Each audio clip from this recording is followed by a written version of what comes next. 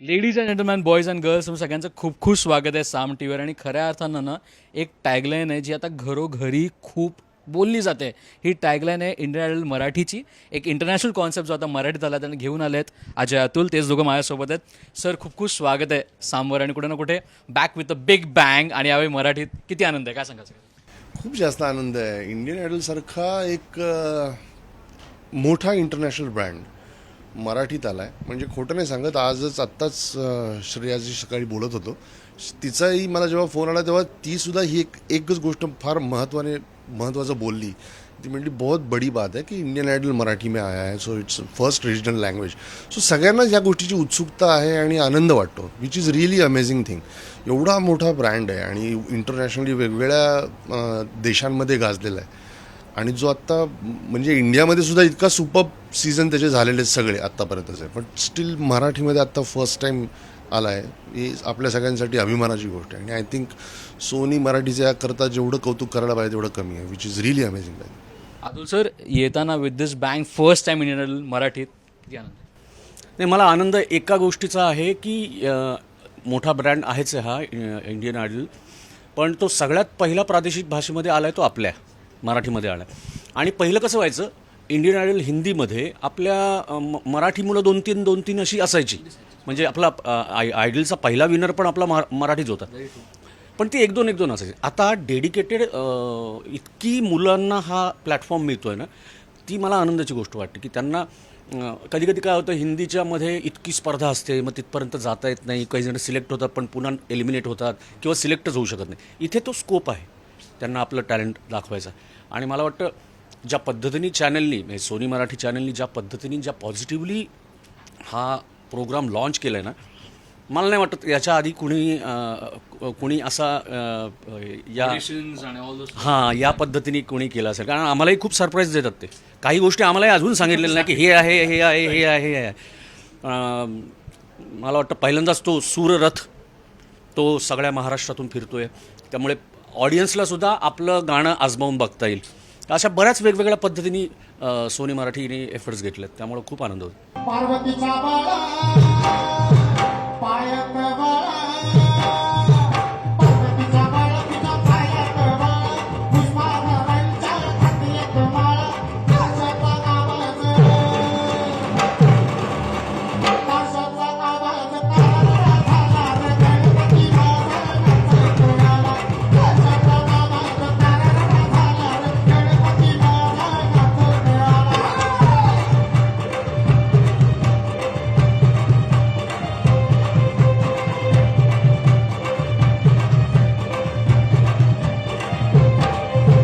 पार्वतीचा बाळा तुझ्या पायात माळा, पुष्पहारांच्या हाती एक माळा, काशाचा आवाज तारा झाला रे गणपती बाबा नाचायला आला.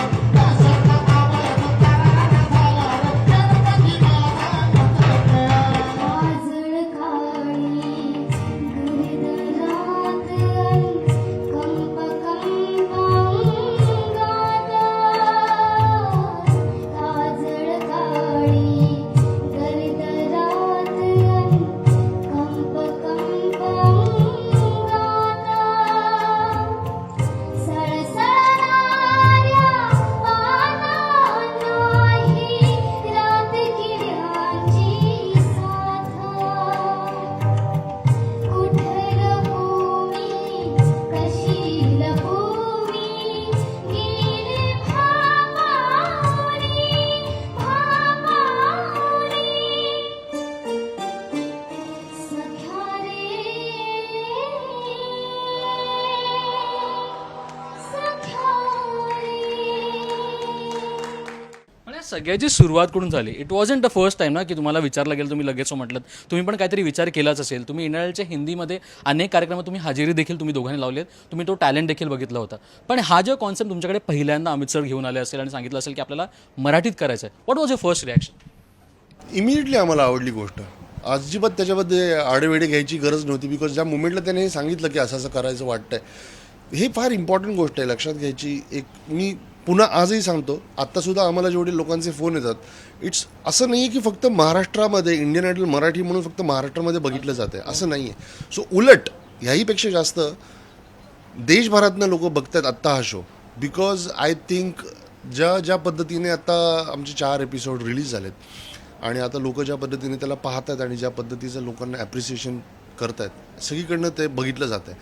आणि एका गोष्टीची आम्हाला खात्री होती की महाराष्ट्रामध्ये एवढ्या कानाकोपऱ्यामध्ये इतकं वेगवेगळं टॅलेंट आहे जे एकत्रित जेव्हा असं सगळ्यांसमोर येईल तरी आय डोंट से की आता सगळ्याच्या सगळं आलं असेल, पण जेवढे आले ते जे अमेझिंग लोकं आहेत ती आत्ता सगळ्यांच्या समोर आहेत. त्यामुळे आय थिंक अल्टिमेटली कॉन्सेप्ट आणि कंटेंट म्हणजे जी मुलं गाणार आहेत ते जास्त काउंट होतं आमच्यासाठी तेही जास्त शोधून त्यातली म्युझिकॅलिटी जपणं फार इम्पॉर्टंट होतं. सो आम्ही ज्या मुमेंटला त्याने आम्हाला विचारलं इमिडिएटली आम्ही हो म्हणालो बिकॉज आम्हाला माहिती की त्यातलं म्युझिकॅलिटी आम्ही किती काटेकोरपणे पाहतो आहोत.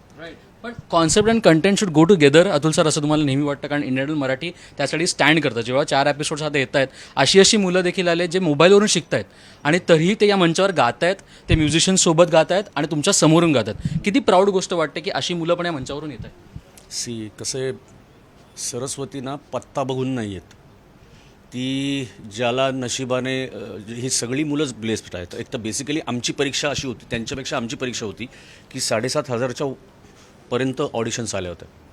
म्हणजे पहिल्यांदा असं येणं, इतक्या ऑडिशन्स येणं आणि त्याच्यातनं आम्ही 70 फायनलाइज केले, त्याच्यातनं 36 केले, त्याच्यातनं 14 केले. त्यामुळे आमची परीक्षा प्रचंड होती याच्यात. काही मुलं आजही आहेत, आठवतात आम्हाला की जे काही कुठल्या तरी एका क्षुल्लक कारणामुळे ते भाग घेऊ शकले नाही.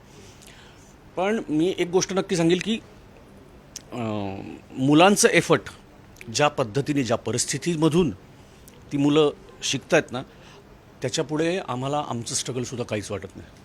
कारण तुम्ही नाही सांगू शकत सरस्वती कुठल्या रूपाने कुठल्या जागेत प्रकट होईल, तुम्ही नाही सांगू शकत. आणि मला त्याच गोष्टीचा आनंद आहे की आम्ही त्याचा एक भाग आहोत. आम्ही त्याचं भाग आहोत म्हणण्यापेक्षा आणि आम्ही जज करतोय म्हणण्यापेक्षा आम्ही त्या गोष्टीचे साक्षीदार आहोत की आम्ही बघतोय डोळ्यांनी. त्यामुळे त्याचा खरंच खूप आनंद आहे. आज सर किती डिफिकल्ट आहे मुलांना नाही सांगणं की बाबा तू सिलेक्ट नाही आहेस. कारण तुम्ही कार्यक्रमात पण म्हटलात 19-20चा फरक आहे, 19-20चा फरक आहे, तुम्ही म्हणताय त्यांना पण तरीही नाही म्हणणं त्यांना किती डिफिकल्ट होतं. ऑनेस्टली सांगू नाही म्हणणं डिफिकल्ट तेव्हा होतं जेव्हा त्या मुलांबरोबर तुमची अटॅचमेंट तेवढी त्या लेवलला झालेली असते. अजून एक त्यातला एक इम्पॉर्टंट फॅक्टर हा आहे की इंडियन आयडलसारखा मंच जेव्हा आहे तेव्हा त्याच्यावर जी कॉमेंट केली जाते ती आजच्या परफॉर्मन्सवरती केली जाते. गेले 5, 6, 15, 20 एपिसोड फार अमेझिंग गायला असशील, खूप छान झालं असेल. आजच्या एपिसोडला आजचं गाणं कसं झालं ह्याच्यावरती पुढचा सगळा प्रवास डिपेंड असतो. सो अल्टिमेटली जर तो नाही झाला, आजचा परफॉर्मन्स चांगला नाही झाला, तर आमचं जे मत असणार आहे ते आजच्या परफॉर्मन्सवरती ऑनेस्ट असणार आहे. सो तिकडे आमच्या त्यावाल्या ज्या इमोशन्स आहेत ना बंधुत्वाच्या, मातृत्वाच्या, पितृत्वाच्या, त्या न आणता फक्त काय म्हणतात त्याला हार्डकोर म्युझिशियनशिप म्हणून जे तिकडे बरोबर वाटते ते इम्पॉर्टंट आहे. बाकी आम्ही जाऊन त्याच्या गाण्यात पडून नंतर रडू, पण इम्पॉर्टंट आहे की आमचं जे मत आहे त्याच्याबद्दलचं आत्ताच्या गाण्याबद्दलचं ते अत्यंत प्रामाणिक असणार आहे, विच इज व्हेरी ट्रू.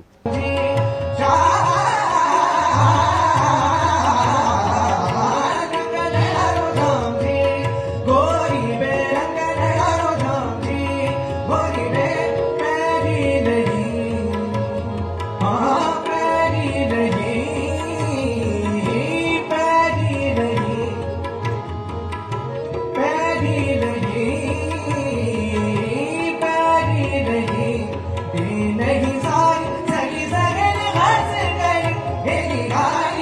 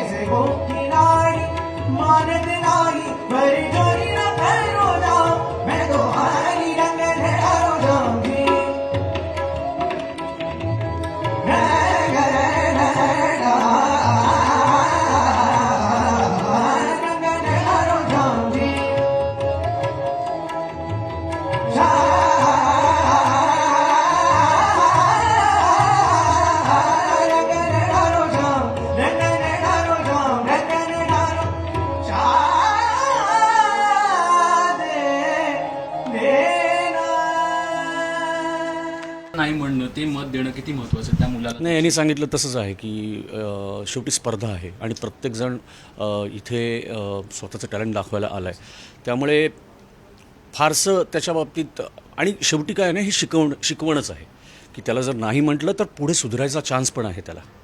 नुसतंच आम्ही भाबडं कौतुक नुसतं करत नाही. जे आहे ते आहे, ते तिथल्या तिथे तोंडावर सांगतो. मग कौतुक पण करतो आणि समजा सूर हल्ले असतील तर तेही आम्ही हळूच सांगतो की बाबा हे तुझं चुकलं. तर एकतर आम्ही स्पर्धा म्हणून बघण्यापेक्षा ना 1.5 वर्षाच्या या डिप्रेशनच्या काळानंतर ज्या पद्धतीने जग चाललं आहे त्याच्यानंतर आज आम्हाला ही मुलं जी काही गाणे ऐकवतात ना ते आम्ही एन्जॉय करतो आणि आपलं मत देतो फार प्रांजळपणे.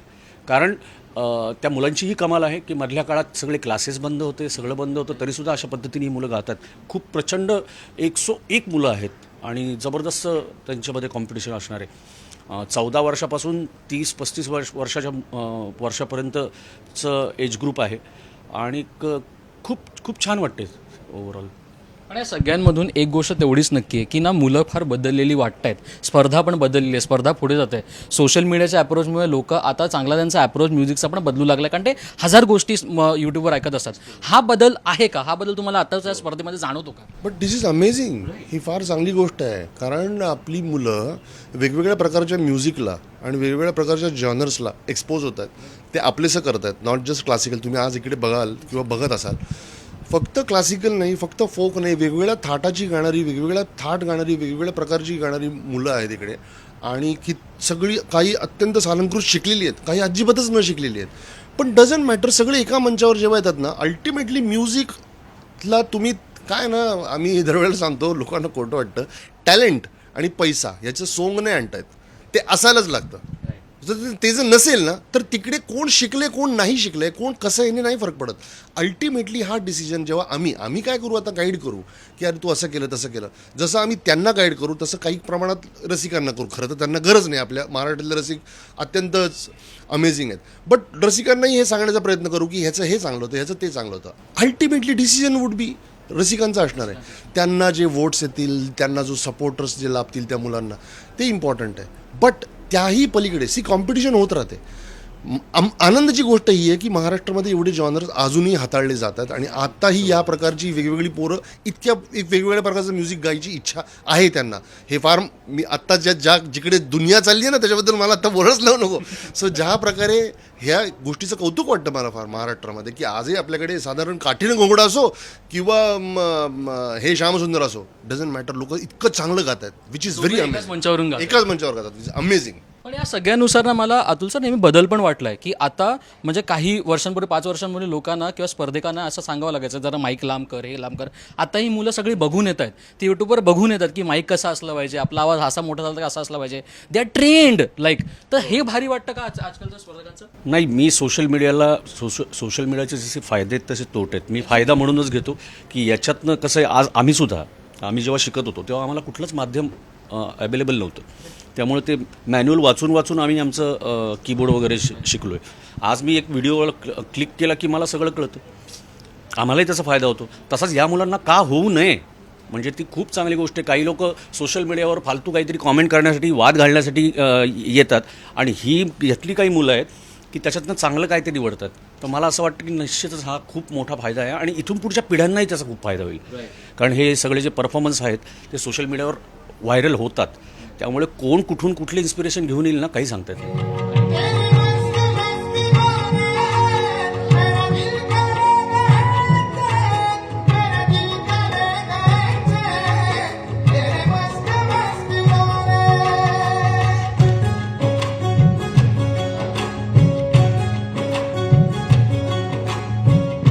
पहले तुझे देखा तो दिल मेरा धड़का है, धड़का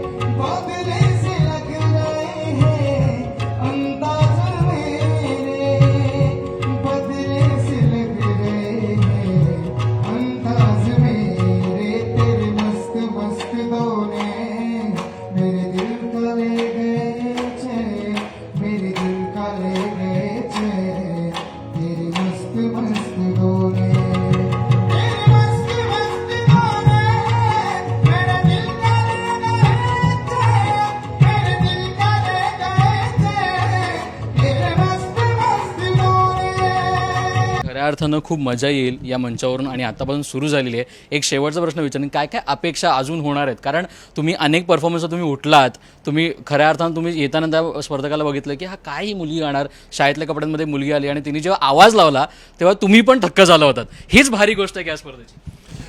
अजून बरेच आय थिंक आम्ही अपेक्षा केल्या होत्या की काही लोक फक्त क्लासिकल आहेत आणि जे फक्त तसे गात आहेत वगैरे. एक आमचा मुलगा आहे जो नॉर्मली आनंद शिंदेची गाणी फार गातो. त्याने आत्ता आम्हाला या आजचा जो एपिसोड झाला त्याच्यामध्ये इतकं थ्रिल केलं आहे की त्याने एक वेगळंच हिंदी गाणं गायलं आणि ते इतकं अमेझिंग. मी अजूनही त्याने थरथरतोय. म्हणजे मी त्याने ज्या पद्धतीने ते गाणं गायलं ना, त्यात एक तर मुळात काय ना, त्याच्याकडनं अपेक्षा नसलेलं गाणं त्याने गायलं म्हणून नाही. त्याने ते खूप चांगलं गायलं म्हणून मी थरथरतोय. I am like wow, I didn't expected. हे त्याच्याकडनं अपेक्षाच नव्हती केली. म्हणजे त्याने स्वतःचा बाज सोडला, ह्याच्याबद्दल मला काही कौतुक नाही आहे. ठीक आहे, बाज सोडला दॅट इज फाईन. त्याने स्वतःच्या बाजाचं गायलं असं तरी मला आनंद तेवढाच झाला असता. पण हे इतकं अमेझिंग गायलं आणि इतकं सुंदर, ते तुम्ही जेव्हा परफॉर्मन्स बघाल तेव्हा तुम्हाला नक्की पटेल ते मी काय म्हणतो ते. बट असे सरप्राईजेस ही लोकच आम्हाला ते परफॉर्मन्स जे करतात ती लोक आम्हाला देणार आहे. So that is very important आणि ते फार थ्रिलिंग असणार आहे आमच्यासाठी की कोण काय ट्राय करतं आहे. बरं, कोणी काय ट्राय केलं तरी आनंद आहे, कोणी नाही केलं तरी आनंद आहे. जसे आहात तसे राहा, लोकांना तेच आवडणार आहे.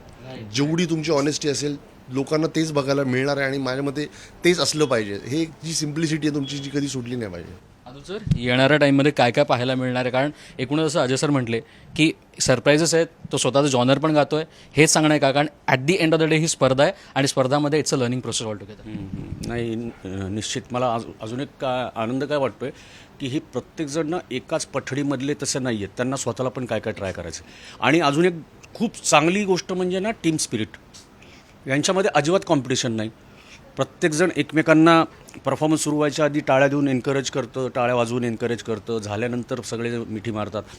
मला असं वाटतं ना की हे स्पर्धा एका बाजूला होत राहील, पण हे जे कुटुंब बनलं ना ते खूप आम्ही नंतर मिस करू असं मला वाटतं. कारण प्रत्येकाला आता आमचं काय झालं, नावासकट सगळेजण माहिती आहेत, त्यामुळे प्रत्येकाबरोबर एक थोडी अटॅचमेंट झाली, आता सुरू झाली आणि त्यांच्यामध्ये पण खूप एकमेकांमध्ये एक नातं निर्माण होतं आहे. सो खूप चांगलं वाटतं. काहीतरी एक चांगलं घडण्याचा संकेत आहे असं वाटतं आणि ते घडेलच.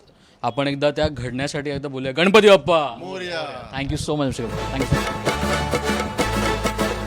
अंगा उतारील